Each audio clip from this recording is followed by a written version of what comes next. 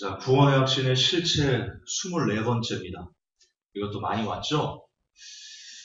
이것 또한 거의 한 3년 되지 않았나요? 그렇죠? 한 3년 됐습니다. 3년 동안 24턴 왔는데, 아시듯 이 설교는 모 신학교에서 신학생들에게 교재로 가르치는 켈리 켄트라는 신학자의 한 번 구원은 영원한 구원이다라는 50가지 이유, 그것을 지금 반박하는 설교입니다. 계속해서 진행하고 있는데요. 오늘 35번째, 36번째 주장을 반박할 겁니다. 지금까지 34번째 주장을 반박해왔습니다. 1번부터 34번까지.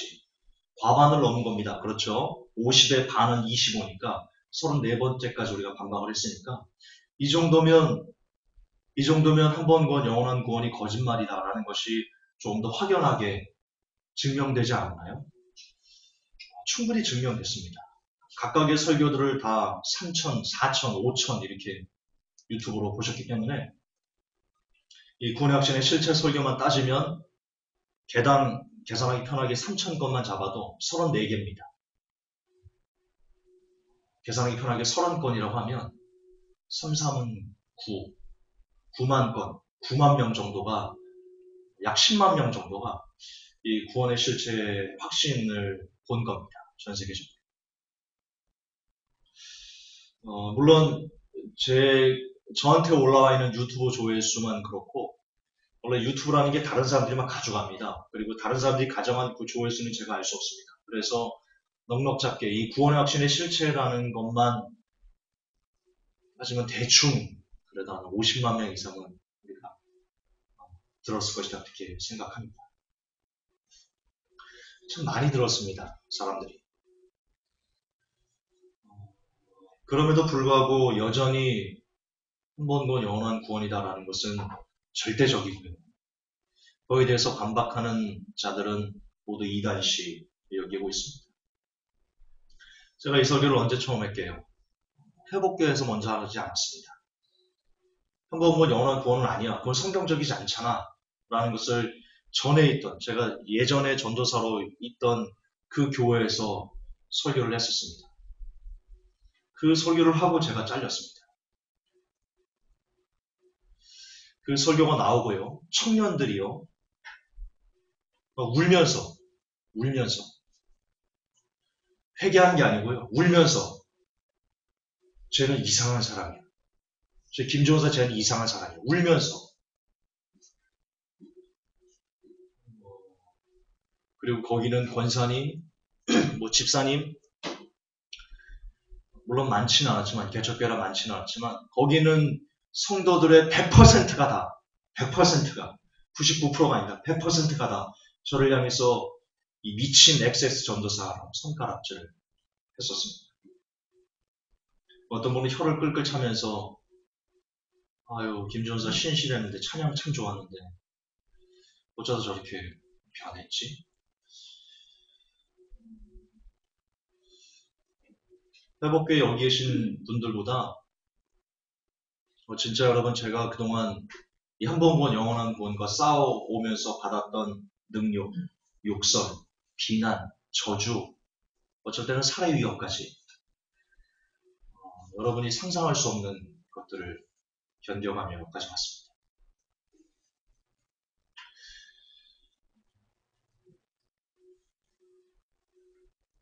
그러나 그럼에도 불구하고 6년 동안 그렇게 싸웠음에도 불구하고 여전히 갈 길은 너무 멉니다. 여전히 너무 멉니다.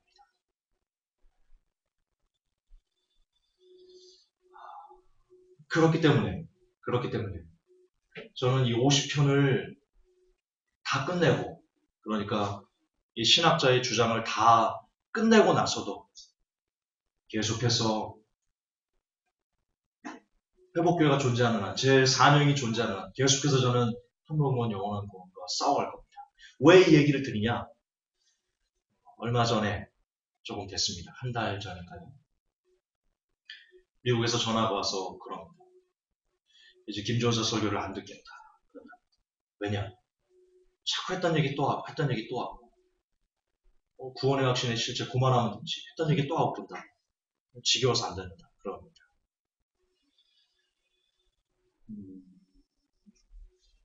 제가 조금 실은 충격을 좀 먹었습니다.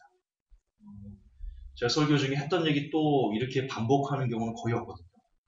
물론 주제는 같지만 그 주제들을 다양하게 다른 조건, 다른 이렇게 여러 가지 각도에서 제가 조명해서 설교를 해드렸는데 좀 안타깝고 또 하나는 아직도 이 구원의 확신의 실체가 무엇인지 모르는 성도들이요 90% 이상입니다. 아니 그렇습니까? 물론 많이 했습니다. 제 설교 중에 한 3분의 1은 유튜브에 1000편 가까운 설교 중에 3분의 1, 한 300편 가까이는 이 구원론에 관한 겁니다. 그럼에도 불구하고 여전히 불모지입니다. 여전히 한 번 구원, 영원한 구원은 절대적이고요. 우리가 이것을 깨는 데 있어가지고 우리의 모든 온몸을 다 던져야만 합니다. 아직 부족합니다. 지난주에 우리 제가 되도록이면 오프라인 성도님들 이름을 테러방지법 때문에 잘 드러내지 않으려고 애를 쓰는데 우리 교회 A 집사님께서 지난주에 놀라운 기적 같은 이야기를 해주셨습니다. 순복음교회 골수였답니다. 그렇게 골수일 수가 없답니다. 그 집사님이 볼 때 그 사람은 절대로 안 돌아올 그럴 사람이다. 근데 조심스럽게 제 설교가 좋았다 그런 게 아니고 통로가 됐다는 거죠. 지금 저를 높이고자 하는 게 아닙니다. 어쨌든 들어보라고 했는데 그 조영기 목사와 4차원의 영성 있죠. 뉴에이지 그런 거. 그걸 듣더니 이분이 충격을 먹었답니다. 쇼크를 먹었답니다. 그리고는 절대로 안 돌아올 것 같은 그 골수 중에 골수인 순복음 그 성도가 돌아서서 조영기 목사님이 잘못됐다라는 것을 깨닫고는 거기를 나갔답니다. 제가 지난주에 그 얘기를 듣고는요. 이런 생각이 들었습니다. 아직 끝나지 않았다. 솔직히 제가 오프라인 이것도 그렇고 온라인도 그렇고 저는 제 나름대로 제가 그동안 너무 오랫동안 치여서인지 모르겠지만 제 사명이 나름대로 끝나간다 이렇게 생각을 했습니다. 실제 그렇게 생각했습니다. 그래서 놓으려고 했고요. 왜냐하면 사명이 끝나면 놓아야 되거든요. 사라져야 되거든요.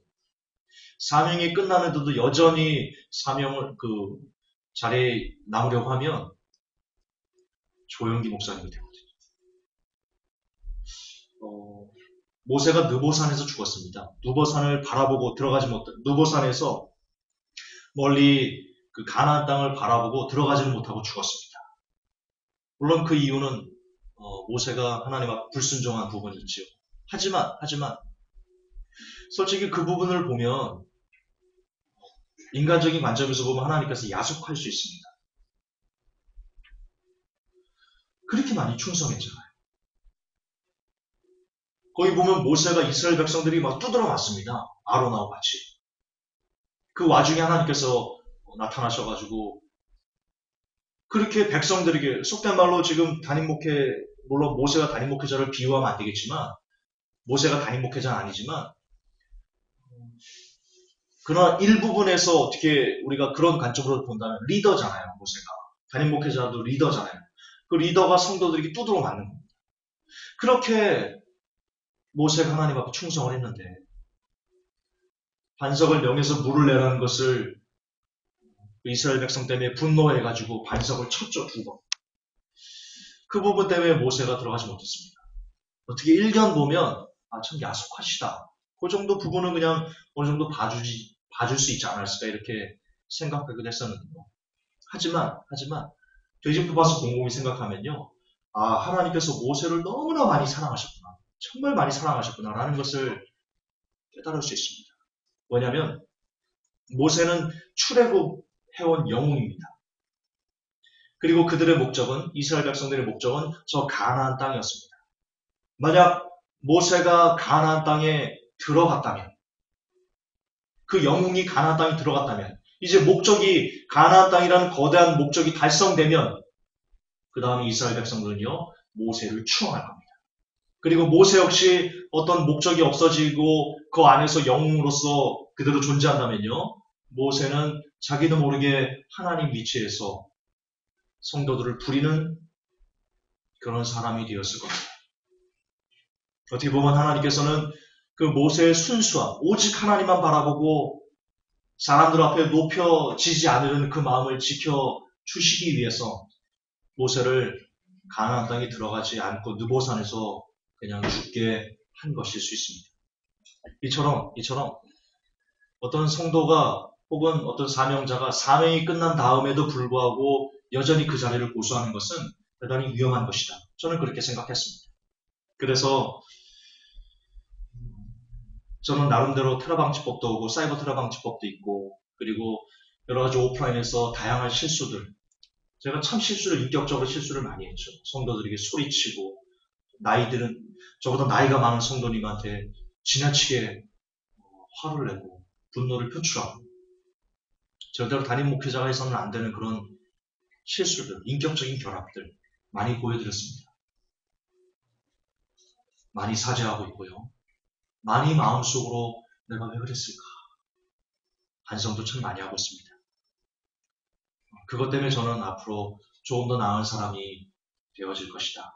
왜? 반성하니까요. 반성하면 성장할 수 있는 기회가 있는 겁니다. 저는 그렇게 나름대로 제 스스로를 위로하고 있는데 앞으로는 안 그럴 겁니다. 인격적인 결함들 많이 안 보여드릴 겁니다. 제가 그렇게 애를 쓸 겁니다. 그러나 어쨌든 거두절미하고 그런 오프라인에서의 분란들의 중심에 제가 있었고 그리고 온라인도 여러 가지도 그렇고 저는 제 나름대로의 사명이 끝나가는 줄 알았습니다. 그래서 놓으려고 했습니다. 오프라인도 놓고 그리고 나아가서는 온라인도 놓고 그렇게 차츰 저의 사역을 제 나름대로 접어가려고 하던 와중에 개인적으로 지난주 A 집사님의 그 이야기는 여러분들하고 저는 다릅니다. 저는 아주 쇼커였습니다. 너무 충격적이었습니다. 그리고는 조금 제가 마음을 약간 좀 돌리려고 합니다. 하나님께서 그만두라. 하나님께서 강압적으로 외부적인 힘에 의해서 강압적으로 뭔가가 닫혀지는 한까지 정말 초심을 돌아가서 열심히 한번 이 사명을 달려가야 되겠다라는 마음으로 제가 뭔가를 놓으려고 하는 마음에서 다시 제 사명에 불타고자 하는 그런 걸로 좀 바꿨습니다. 참 감사하고요. 그런 차원에서 우리 반주자도 구한 겁니다. 그런 차원에서 초심으로 돌아가고 싶었어요. 찬양도 너무 하고 싶었고요. 저는 찬양을 참 좋아해요. 그래서 오프라인 문이 물론 어떻게 될지 모르겠지만 뭐 다음 주에 닫힐지 뭐 1년 후에 닫힐지 2년 후에 닫힐지 아무도 모르죠. 그거는. 그러나 이제는 그 생각을 안 하고 그냥 문 닫고 안 닫고를 그냥 하나님께 그냥 다 맡기고 존재하는 한 정말 최선을 다한 예배를 하나님 앞에 올리고 싶다. 찬양 집회도 하고 뜨겁게 찬양도 올리고 그러고 싶은 마음이 있습니다.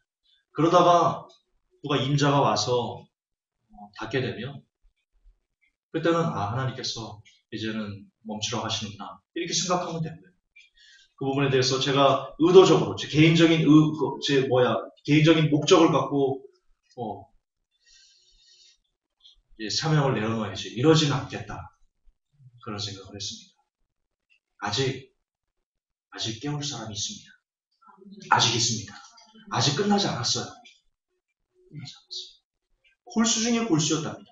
골수 중에 골수. 어떻게 그런 사람이 변화될까요? 그리고 얼마 전에는 또 참 저희 매형이 미국에 있는 매형이 참 저를 안 좋게 봤습니다. 큰 누나도 그렇고. 근데 매형이 그러더랍니다. 어머니하고 밥 먹으면서 들었는데 매형이 그러더래요. 야 누나한테 1,000원 말이 다 나네. 1,000원 말이 다 나죠. 매형이 깨어나고 있어요. 저희 누나는 저보고 미쳤다고 그랬었거든요. 엄마한테 전화해가지고 동생 저렇게 미쳐서 돌아다니는데 뭐하냐 뭐 이런 식으로 얘기를 했어요. 저희 누나가 바뀌었어요. 저 누나가 바뀌었어. 엄마 동생 말이 강하죠. 바뀌었어.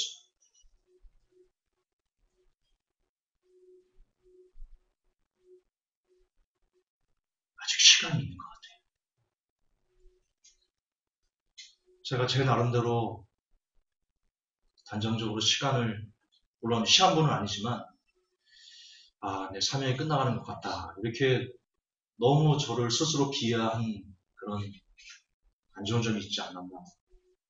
근데 사실 비하해도 되거든요. 제가 너무 못되게 굴었거든요. 성도님들한테. 그러나, 역시 하나님께서는 잘못을 겸손하게 고백하면 또 뭐 기회를 주시는 거 아닌가. 라는 그렇게 생각을 합니다. 물론 오프라인을 다시 하겠다 이런 생각은 아닙니다. 이게 문 닫으면 이걸로 오프라인이 끝날 겁니다. 하지만 오프라인이 멈춘다고 진짜 제 사역이, 제 마음이 무너졌어. 이제 내 사역도 조금씩 접어야 되겠다. 이런 생각을 제가 안 하겠다.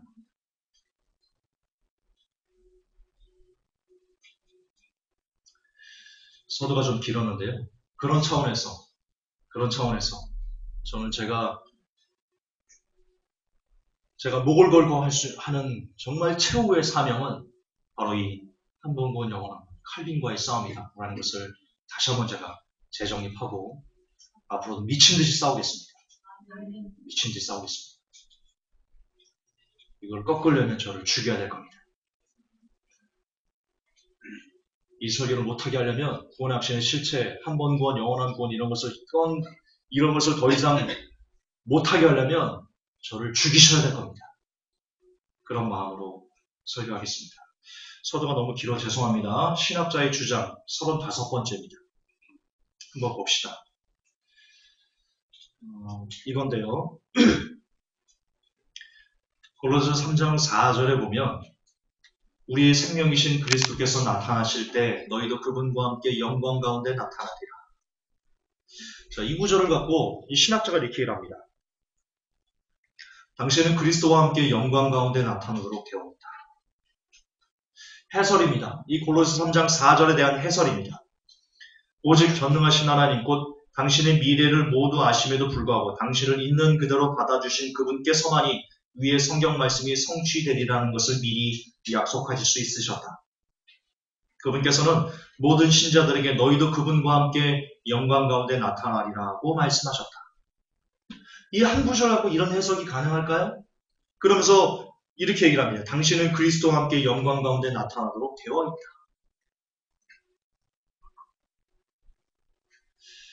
정말 이거는요. 제가 설교 강의록에도 이렇게 써놨는데 해도 너무한 해석이다. 해도 너무한 해석이다. 자,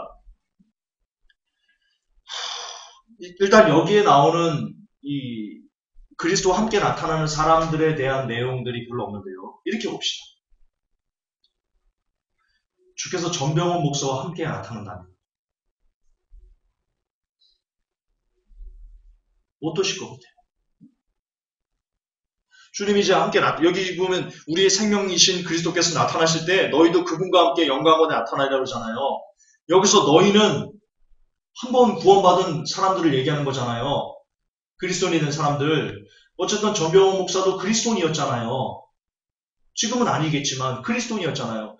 그의 구원이 파괴되지 않았다면 지금도 여전히 한번 그리스도인에서 계속해서 그리스도인이라면 만약에 너희와 함께 그분이 너희와 함께 나타날 때 이 너희의 전병훈 목사가 포함된다면 자, 여러분들이 주님을 기다리고 있는데 크리스천들이 주님이 나타나는데 옆에 전병훈 목사가 있는 거예요. 여러분 기분이 어떠실 것 같아요?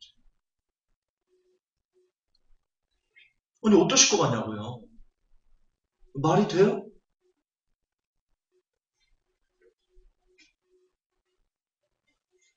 자, 한 번 구원, 영원한 구원이 성경적이다. 지금 거의 한국교회 한 70%가 지금 그렇게 얘기를 하고 있는데 목사님들의 거의 90 몇 프로가 그렇게 얘기를 하고 있는데 진짜예요. 90 몇 프로 그렇게 얘기를 해요.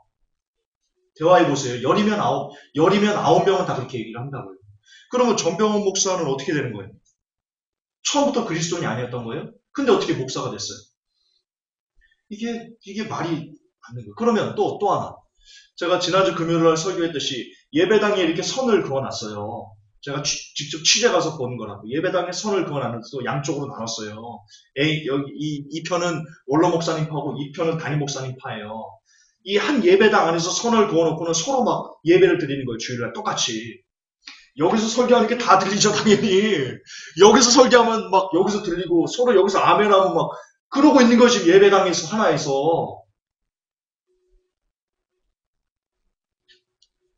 주님이 함께 나타나시는데 그들과 예배당에 선을 그어놓고 있는 사람들과 함께 주님이 나타나신다면 여러분이 그걸 본다면 어떨 것 같아요? 예를 들어서 제가 구원받을 수 있는 성도가 이거예요. 제가 주님을 기다리는데 주님을 보고 있어요. 근데 제가 그 뒤에서 그 사람들 취재했던 사람이에요. 기자예요. 주님 함께 오시는데 그 사람들과 같이 오시는 거예요. 제 마음이 어떨 것 같아요? 주님, 이건 아니지 않습니까? 이건 아니지 않습니까? 상식적으로도 이건 아니지 않습니까? 이게 하나님의 공입니까?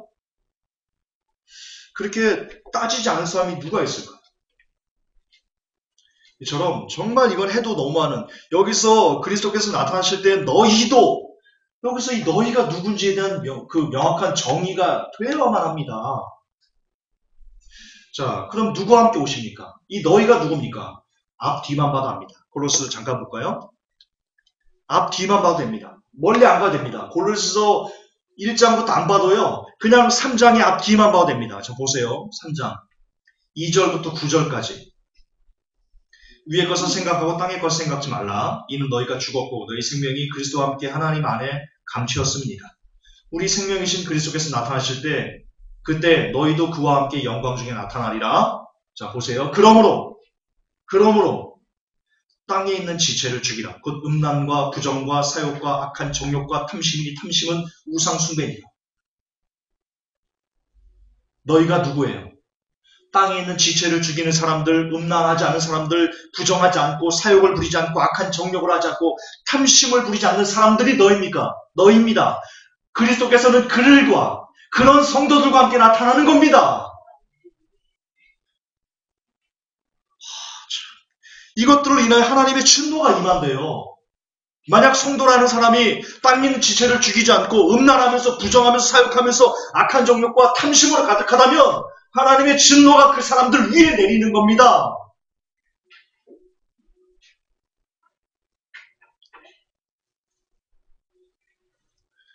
너희도 전에 그 가운데 살 때에는 그 가운데 행하였으나 이제는 너희가 이 모든 것을 벗어버리라. 곧 분과 악의와 회방과 너희 입에 부끄러운 말이라.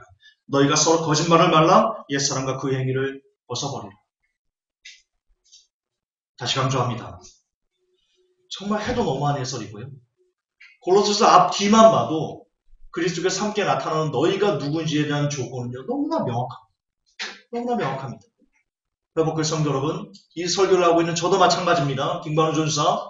만약에 우리가 이 땅에서 여전히 땅에 있는 것을 버리지 않고 그것을 좋아하고 끌어안고 사랑하면서 늘 음란하면서 부정과 사욕과 악함과 탐심이 이 안에 가득하고 이것을 버리지 않는다면 그리스도는 절대 우리와 함께, 저와 함께 나타나지 않습니다.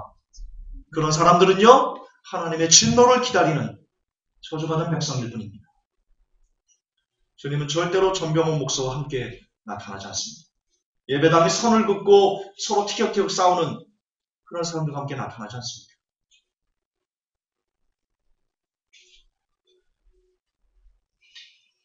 그러나 이렇게 앞뒤 전후좌우 한두 구절만 봐도 너무나 명확한 이 해석을 갖고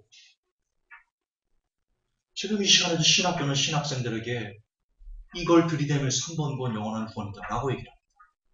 여전히 한 구절을 갖고 이 땅의 한국교회는 이 땅의 목사님들의 상당수는 성도들에게 설교하면서 여러분은 구원받은 백성이니까 건강하셔야 됩니다. 걱정 마셔야 됩니다. 편안하셔야 됩니다. 라고 말하는 그런 용도로 사용하고 있습니다. 이것이 이 시대 신학교의 수준이며 현 주소입니다. 이것이 여러분들께서 신처럼 떠받드는 목사님들의, 죄송합니다. 이런 표현을 써서 건방져서 죄송합니다. 그러나 쓸 수밖에 없음을 용서해 주십시오. 이것이 여러분들이 그처럼 신처럼 떠받드는 목사님들의 성경 해석 수준입니다.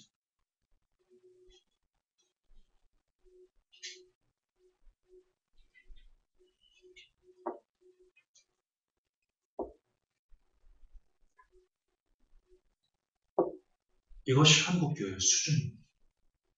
성경 해석 수준입니다. 죄송하지만 중학생보다도 못한 성경 해석 수준입니다. 그럼에도 불구하고 한국교회 성도들은, 신학생들은 이걸 그대로 받아들여서 아멘하고 있습니다. 이들이 바보여서인가요? 여러분, 이런 목사님들 중에는요, 해외 유학까지 갔다 온 아주 엘리트들도 있습니다. 그들이 바보여서인가요? 저는 똑똑해서인가요? 저는 IQ가 200이고 이 사람들은 60인가요? 50인가요? 제 초등학교 IQ가 60이었답니다. 초등학교. 여러분, 초등학교 때 IQ 이렇게 하잖아요. 제 기억에 제가 60이었던 것 같아요. 지금도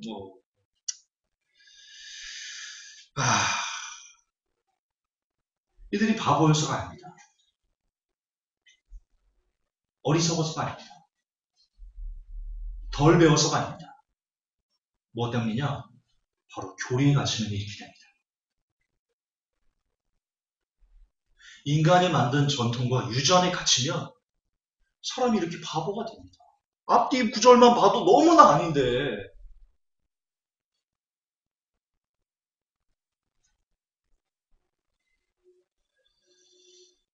신학을 안 하신 여러분들을 저는 참 복이 있다 이렇게 생각합니다. 진짜 너무 복이 있습니다. 우리 창조형제 참 복이 있습니다. 창조형제는 회복교회가 첫 교회거든요. 그러니까 제 설교를 그냥 다 받아들입니다. 한 번 구원 영원한 구원이 아니라는 걸 처음부터 알았습니다. 근데 한 번 구원 영원한 구원이다라는 것을 막 수십 년 동안 이렇게 정말 쩔듯이 들어온 사람들이 이걸 깨는 게 너무 힘듭니다. 너무 힘들어요. 참 복이다.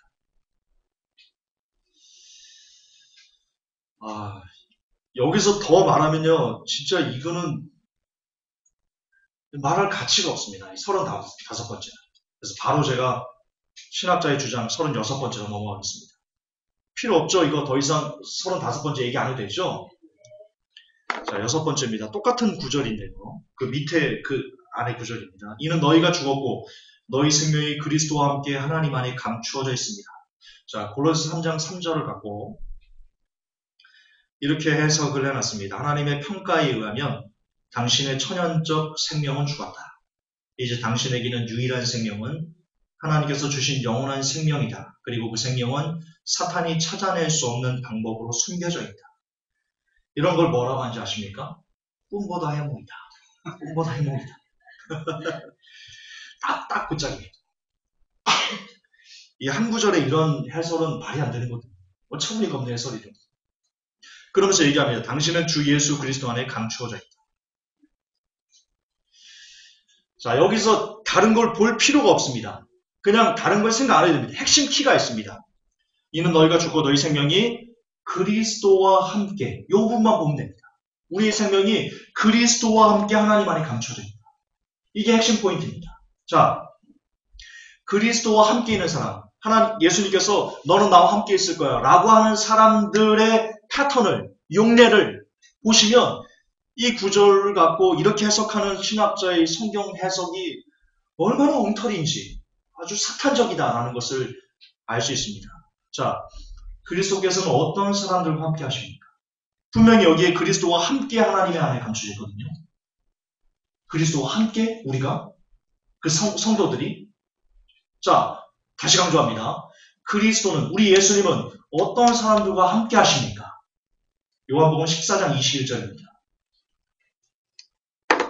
요한복음 14장 21절 제가 읽어드리겠습니다. 나의 계명을 가지고 지키는 자라야 나를 사랑하는 자니 나를 사랑하는 자는 내 아버지께 사랑을 받을 것이요 나도 그를 사랑하여 그에게 나를 나타내리라. 자, 지금 예수님께서 뭐라고 말씀하십니까? 나와 함께하는 사람이 누구라고 말씀하십니까? 내 계명을 가지고 지키는 자라야 나를 사랑하는 자다. 나와 함께할 수 있다. 이게 이프입니다. 만약 나의 계명을 가지고 있음에도 불구하고 그것을 지키지 않는다면 그는 나와 함께 할 수 없다라는 뜻입니다.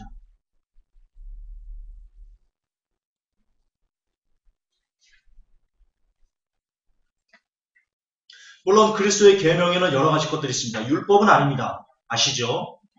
늘 강조하지만 성경 전체에 나오는 깨끗하게 살아라, 거룩하게 살아라, 진실하게 살아라, 다른 사람 해코지하지 말아라, 악한 말 하지 말아라, 이런 여러 가지 것들인데요. 이런 내용들이 무엇에 함축되어 있냐면 예수님의 가르침, 예수님께서 우리에게 주신 그 계명이 함축적으로 이렇게 종합돼서 집약되어 있는 내용이 있습니다. 그게 바로 요한복음 15장 12절입니다.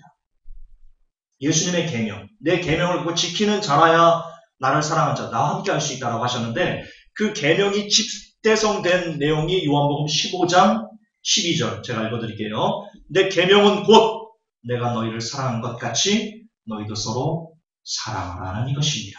아멘. 그렇습니다. 그렇습니다. 이웃사랑, 형제사랑, 성도사랑, 가족사랑, 가장 옆에 있는 서로를 향해서 비방하며 삿대질하면서 네가 잘해 내가 잘해 티격태격. 하나님은 그런 사람과 절대 함께하지 않습니다. 예수님께서 우리에게 가르치는 계명의 핵심, 집약, 집대성, 이 모든 것을 포함. 예를 들어 봅시다. 자, 원을 그리세요. 원을 그리세요. 자, 따라해보세요. 원을 그리세요. 자, 그 원 안에 예수님의 계명이 이렇게 점처럼 여러 가지가 있습니다. 여러 가지가 있어요. 여기 뭐 깨끗하게, 진실하게, 바르게, 성실하게, 뭐 이런 것들이 있어요. 근데 이런 원 안에 여러 가지 계명들인데 그 원을 포괄하는 더 큰 원을 하나 그려보십시오. 그 원이 바로 내가 너희를 사랑한 것 같이 너희도 서로 사랑을 하신 것이다. 그것입니다. 그 안에 다 포함됩니다. 그 안에 다 포함돼요.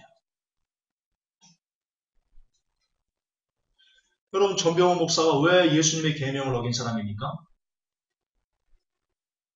왜 계명을 어긴 사람입니까?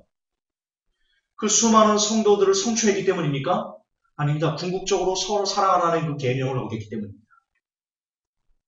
서로 사랑하면, 성도를 사랑하면 그 성도에게 피해를 주고 상처를 주고 영혼의 상처기를 내고 그가 지옥에 갈 수 있을 만한 어떤 그 고민거리를 던져주는 그런 일을 할 수 있겠습니까?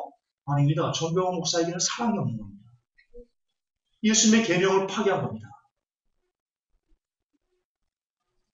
그런 사람과 예수님은 함께하지 않습니다. 함께하지 않습니다. 여러분 남편 하면서 삿대질합니까? 아내 하면서 삿대질합니까? 성도와 성도끼리 모여가지고 죽어죽은데 저 말이야 저 권사님 저 집사님 저 성도 막 진짜 안 왔으면 막 지옥 갑니다. 제가 예언할 수 지옥 갑니다. 여러분 지옥 갑니다. 회개하셔야 됩니다. 회개하셔야 됩니다. 우리가 마태복음 5, 7장을 매주 읽습니다. 그렇죠? 5, 7장에 보면 이런 내용이 나옵니다. 형제를 향하여 라가라는 자는 미련한 자라는 자는 지옥불에 던져진다. 그거 직역하셔야 됩니다. 비유 아닙니다. 진짜 형제를 향해서 비방하는 사람 지옥 갑니다. 지옥불에 던져져서 그 죄값을 치르게 될 것입니다. 여러분 비방하지 마십시오. 더더 반복하지만 비진리를 선포하는 것과 비진리가 지금 이건 비진리잖아요. 이런 걸 얘기하는 것과 그거 외에 인간적인 실수와 허물이 있다고 그걸 대고 삿대질하면서 네가 잘해 내가 잘해라고 하는 것 타락의 지름길입니다. 제가 그래도 써놨지요. 비방은 집 비둘기와 같습니다. 반드시 집으로 돌아옵니다. 날려보내줘도요. 집 비둘기는 다시 집으로 돌아옵니다. 비방은 그와 같습니다.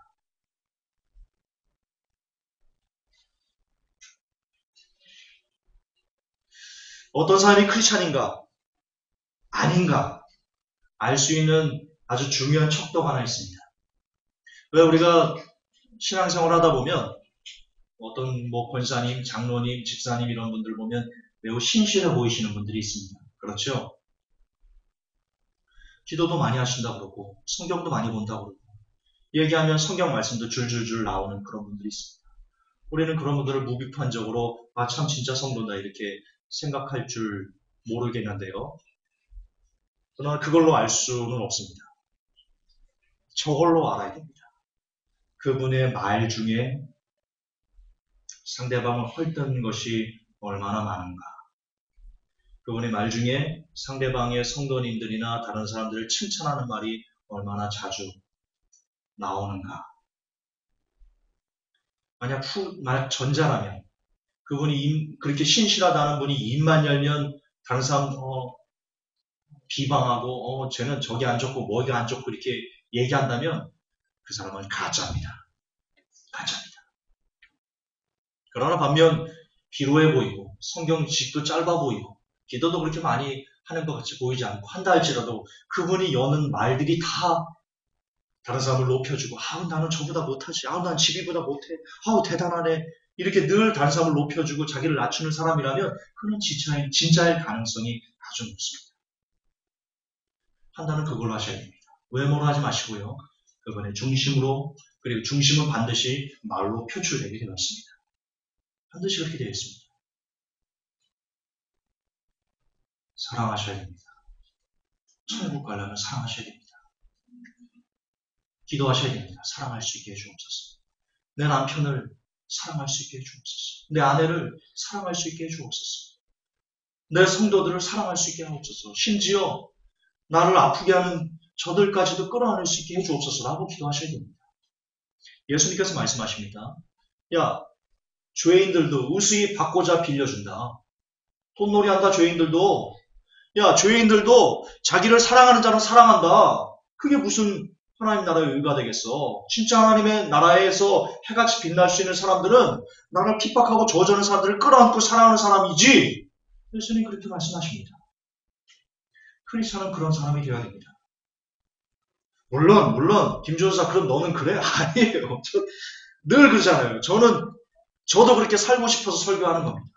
저도 저를 미워하고 저주하는 사람들에 대해서 마음을 쉽게 열지 못해요. 그러나 애는 써요.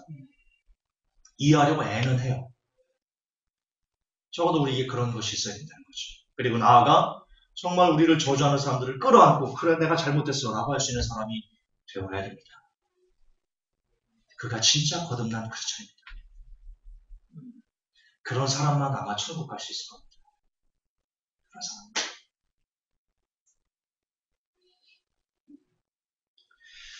그렇습니다. 그리스도는 그렇게 이웃사랑을 실천하는 서로 사랑하는 사람 그들과 함께 하신다.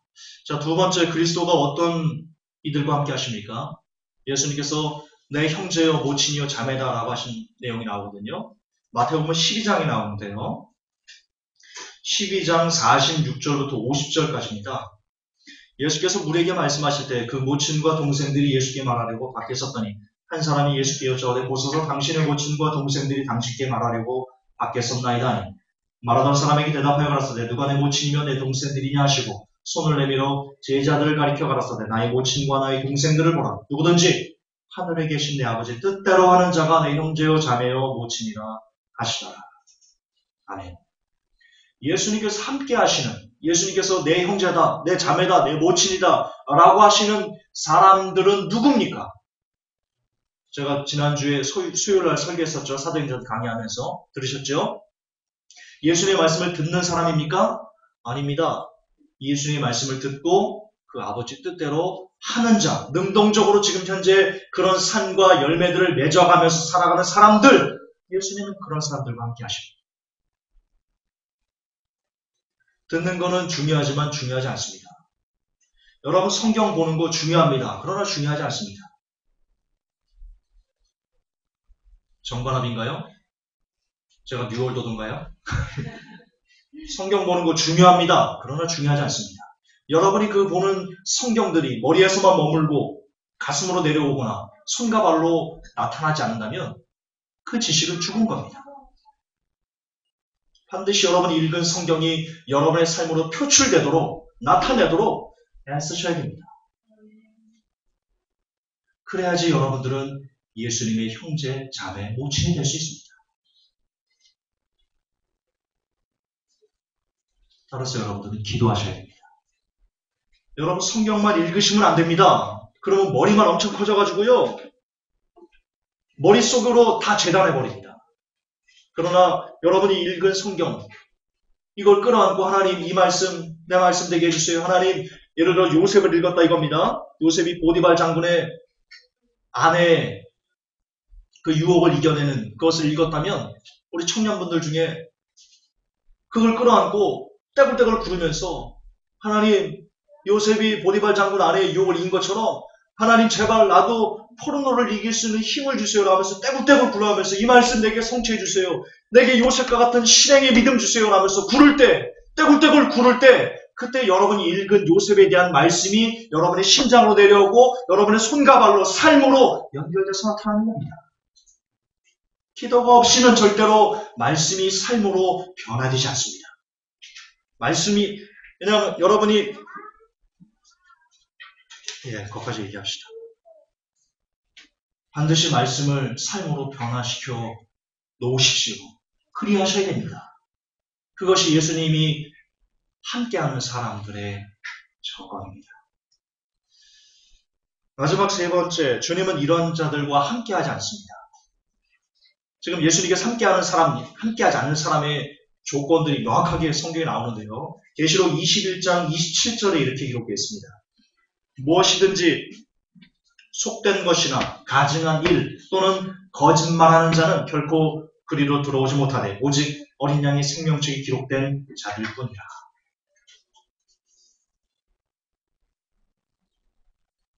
예수님은 어떤 사람들과 함께하지 않아요? 가증한 것, 속된 것, 거짓말하는 사람들. 그런 사람들과 예수님은 절대로 함께하지 않습니다. 그러므로 이 신학자가 고린도서 3장 3절을 갖고 모든 사람들에게 다 적용해서 여러분은 그리스도와 함께 하나님 안에 감춰져 있기 때문에 한 번 구원은 영원한 구원이다 라고 말하는 것은 이거는 여러분 사기도 이런 사기가 없는 겁니다. 그리고 이런 사기를 믿는 사람들은 어떤 상태에 있는 거냐 지금 이게 뭡니까? 이 책입니까? 이 책입니까? 맞습니까? 이거 시계입니다, 시계. 이거 찬송 아닙니다. 이거 시계입니다, 시계. 아니, 이거 이렇게 글자 이렇게 세면 시간을 알 수 있어요. 이렇게 글자 세면 이거. 웃음 나오죠? 안 믿어지죠?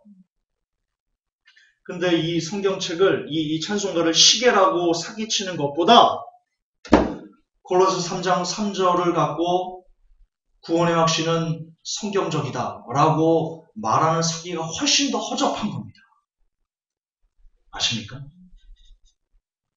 근데 사람들은 이걸 시계라고 말하면 속지 않고 비웃지만 고린도서 3장 3절을 갖고 구원의 확신의 실체가 사실이다라고 말하는 것은 그대로 아멘한다는 겁니다. 이게 영이하는 것 같습니다. 영이하는 것 같아요. 미혹하는 영이하는 것 같아요. 그러지 않고는 이게 해석되지 않습니다. 저는 정말 이 신학자의 주장 50가지의 내용들을 실은 저는 다 봤어요. 다 연구를 했고요. 보면 볼수록 안에서 분노가 끌어올라서 어쩔 줄을 몰랐어요. 야, 이 사람 이거 미쳤나 보다. 이 사람 이거 정신 나갔나 보다. 야, 이거 신학교가 가르쳐. 이 신학교 미쳤나 보다. 이거. 이렇게 끌어오는 분노를 주체할 수가 없었어요.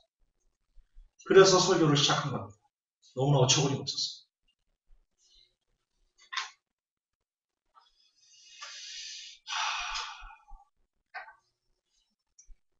제가 많이 강조하는 것이지만 요즘 한국교회 구원론의 가장 큰 문제는요.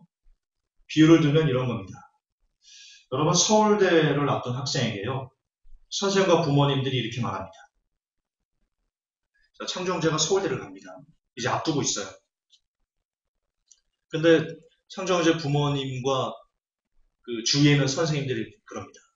내가 창조, 너는 머리가 너무나 훌륭하고 지식이 있으니까 이미 서울대 합격이야.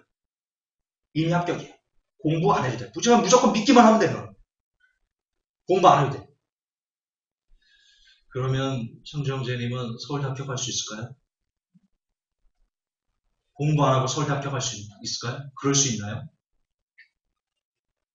성적 조작하나요? 웃음 나오는 이게 한국교회 구원론의 가장 본질적인, 고질적인 병폐입니다. 여러분, 이 땅에 대학도 정말 열심히 공부해야지만 들어갈 수 있습니다. 정말 우리 창정재님이 서울대를 가기를 원한다면 그 부모님과 선생님들은 뭐라고 말해야 되냐면, 그렇게 공부해서 되겠니? 그렇게 잘 거 다 작아면서 사당 오락이란 말도 모르니? 그렇게 텔레비전 볼 거 다 보면서 서울대 가겠니? 지금 당장 도서관 가야 되겠지? 지금 뛰어넘으면 안 되겠지? 이렇게 정말 더 열심히 공부하라고 닥달해도 합격할 수 있을까 말까? 아닙니까? 그런데 자녀가 대학을 가기 위해서는 정말 그렇게 엄청난 노력을 다 쏟아부으라고 야단치면서, 그러나 천국을 가는 길에 대해서는 아무런 노력을 해서는 아니 된다고 말합니다. 만약 천국을 가는데 어떤 노력이라도 한다면 그는 100% 이단이다, 이렇게 가르칩니다. 무슨 짓도 해서는 안 된답니다. 천국을 가기 위해서 성도가. 만약 성도가 천국을 가기 위해서 뭔가 노력의 노자, 니은자만 딱 꺼내면 그는 그냥 이단으로 던져집니다. 그냥 알미니안주의자입니다. 아닙니까? 아니에요. 제가 지금 한국교회도 천국 가려면 애를 써야 된다고 가르치나요? 구원 붙잡아야 된다고 얘기하나요? 그렇게 말하면 이단됩니다.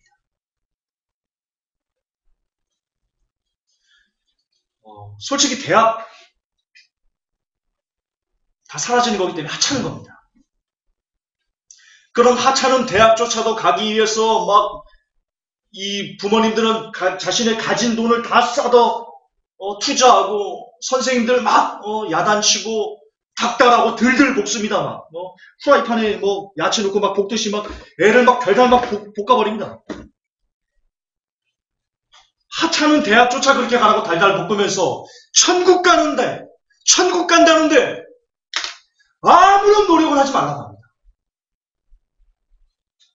움직일 생각을 하지 말랍니다. 그냥 복지부동 딱 있어서 그냥 머리로 무장 믿기만 하면 돼, 이렇게 얘기합니다. 그걸 깨고 아니 구원을 붙잡아야지, 전력 투구해야지, 깨끗하게 살기 위해서, 거룩하게 살기 위해서, 하나님께서 원하시는 그런 삶을 살기 위해서 몸부림쳐야지.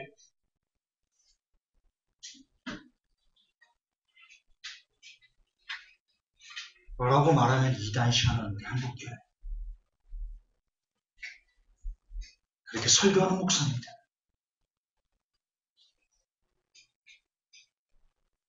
문제는 그것이 절대 다수라는 겁니다.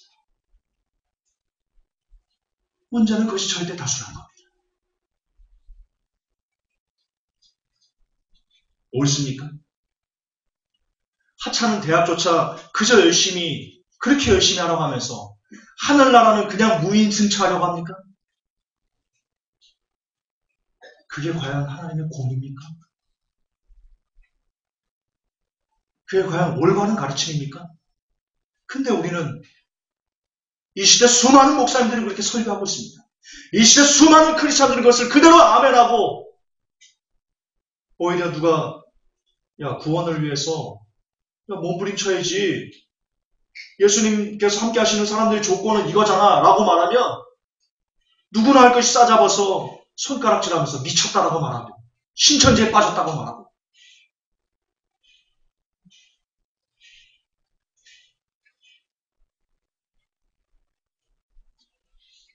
결국 제가 오늘 여러분들에게 썼던 제목처럼 이 시대 수많은 성도들이 지옥을 가는 이유는 무엇 때문이냐? 가슴 아프지만 설교 때문에.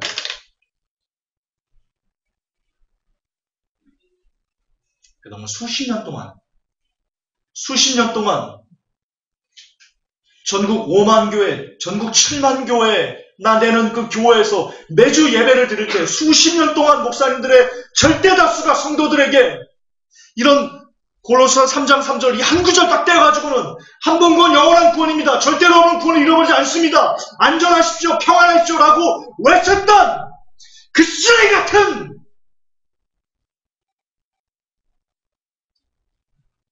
그런 저주받은 설교에 세뇌됐기 때문에 결국 성도가 지옥을 가는 겁니다. 여러분들이 지옥을 그동안 걸어왔던 겁니다.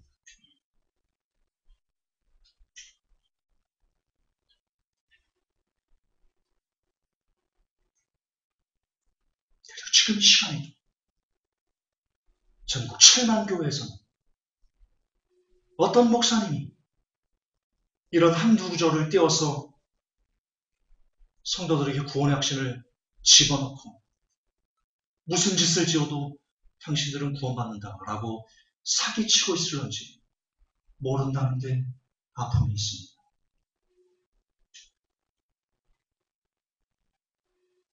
차라리 설교를 듣지 않고 성도가 그냥 혼자서 성경만 봤다니 차라리. 왜냐? 성경에는 너무나 많이 있거든요. 그렇게 하지 말아라. 이렇게 살아야 된다. 그러면 버림받는다. 한번 비침을 받고 다시 타락하면 다시 회개할 수 없다. 너무나 많거든요. 구원에서 구원이 파괴된다는 내용들이 너무 많아요. 성경에는. 어떻게 뭘 일일이 될 수 없이 그냥 전체적으로 다 그렇게 많아요. 구약에 보면 하나님께서 선택된 이스라엘 백성들에게 내가 너에게 복을 줘도 네가 내 명령을 지키지 않으면 내가 복을 준 후에도 돌이켜서 너를 저주할 것이다 라고 얘기를 해요. 너희를 멸절하되 순식간에 너희를 전멸시켜버릴 것이다 이렇게 얘기를 해요. 이스라엘 백성들이 가나안에서 그 광야에서 계속 하나님을 배반할 때 하나님께서 그렇게 얘기를 합니다. 야 모세에게 야 내가 이 패역한 백성들을 봤다. 내가 이들을 싹 다 전멸시키고 너로 하여금 크고 더 강대한 민족을 내가 만들어줄게. 이렇게 얘기를 합니다. 선택한 하나님께서 선택했던 선민으로 삼았던 이스라엘 백성들조차 하나님의 명령을 어기자 하나님께서 싹 쓸어버리겠다. 그렇게 말씀하셨습니다. 그때 모세가 엎드립니다. 하나님 그러시면 안 되지 않습니까? 그러면 저 많은 사람들이 여호와가 애굽에서 탈출시켜온 저 사람들을 가나안 땅으로 자기 땅으로 들여보내지 그럴 능력이 없기 때문에 저렇게 싹 죽였다 그렇게 얘기하면 하나님 영광이 누가 되지 않습니까? 불쌍히 여기십시오 라고 모세가 엎드려가지고 이스라엘 백성들이 살았습니다. 선택된 사람들이 죽었다는 내용들은 성경 전체에 나옵니다. 그런데 우리는 예수님 한 번 믿고 영접기도 한 번 하고 교회 직분 얻고 목사가 되고 그러면 무슨 짓을 해도 구원을 잃어버리지 않는답니다. 무슨 짓을 해도 전국 행인합니다.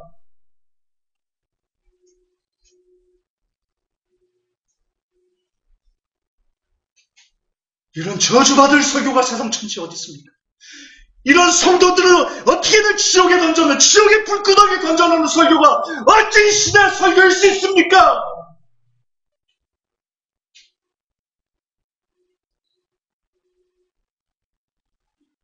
이 시대 크리스천들이 지옥을 가는 이유는 단연코 목사님들의 설교 때문입니다. 그들은 그에 대한 합당한 열매를 따게 될 것입니다. 따게 될 것입니다. 성경은 구원에 대해 정확하게 말하고 있습니다. 죄의 싹은 사망이다. 두렵고 떨림으로 구원을 이루라. 열매 맺지 않으면 지겨울에 던져진다. 그렇습니다. 여러분, 구원은 어려운 것입니다. 너무너무 어려운 것입니다. 서울대 가는 거에 몇 배나 더 어려운 것이 구원입니다. 그렇기 때문에 여러분은 날마다 성령님으로 충만해서 성령님을 의지해서 저와 여러분의 정과 욕심 십자가에 못 박는 삶을 끊임없이 부단히 여러분의 숨이 꼴까다고 넘어가는 그 순간까지 지속해야 되는 것입니다. 편안한 구원이란 있을 수 없습니다. 부디 여러분 저주받을 설교에서 돌이키셔서 성경에서 여러분에게 제시한 두렵고 떨리는 구원을 가슴에 새기셔서 오늘도 그 구원을 이루기 위해서 누가 뭐라고 했지? 누가 미쳤다고 하고 누가 손가락질하고 누가 알미니안주의라고 누가 행위구원자라고 누가 이단이라고 누가 신천지라고 말한다 할지라도 거기에 귀 기울이지 마시고 성경이 그렇다면 그 성경을 붙잡고 아멘 하면서 오늘도 미친 듯이 구원을 향한 전력 투구를 해낼 수 있는 그래서 진짜 마지막에 주 앞에서 환하게 웃을 수 있는 그런 복된 회복의 모든 성도들이 되시기를, 이 메시지를 듣는 모든 성도들이 되시기를 예수님의 이름으로 축복하고 또 축복합니다. 하나님 아버지, 이 시대 수많은 성도들이 지옥을 가는 이유를 알았습니다. 바로 목사님들의 설교 때문입니다. 한 번 구원받았으니 무슨 짓을 해도 구원을 잃어버리지 않는다는 저 저주받을